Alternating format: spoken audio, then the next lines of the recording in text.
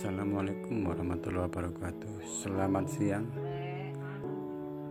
Oke, hari ini saya mau review lagi tentang urut tradisional bagian 3, bagian perut, dada, dan tangan, guys. Ini pasien ini lagi batuk, langsung ke perutnya kaku katanya, guys. Dan beginilah cara-caranya untuk mengurutnya, guys. Inilah ibu saya. Oke, buat teman-teman yang biasa suka urut tradisional, tidak main-main untuk bagian perut, guys. Perut ini berbahaya kalau tidak bisa mengurutnya, guys. Dan ibu saya ini terbiasa dengan seperti ini.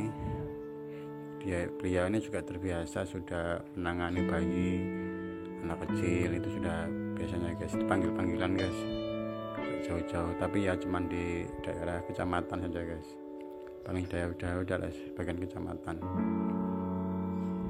karena sekarang ini sudah agak tua, guys. Ya,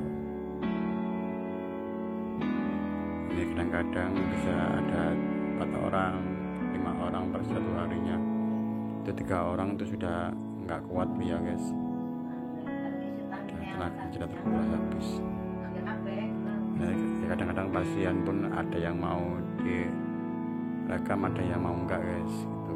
Jadinya enggak harus setiap hari ada orang urut bisa direkam, itu enggak biasanya, guys, enggak, namanya itu kadang ada yang mau, kadang juga ada yang enggak, tergantung orangnya, guys.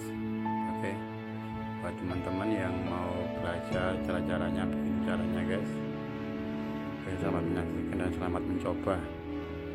Tapi kalau mau buat coba-coba main, jangan sampai ada di perutnya, guys, itu berbahaya dan bisa bikin mati pejantannya laki-laki, guys.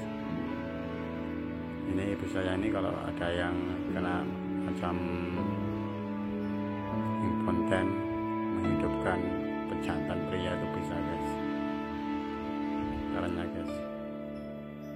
Oke, selamat mencoba dan selamat menyaksikan. Terima kasih banyak yang sudah subscriber saya. Assalamualaikum warahmatullahi wabarakatuh.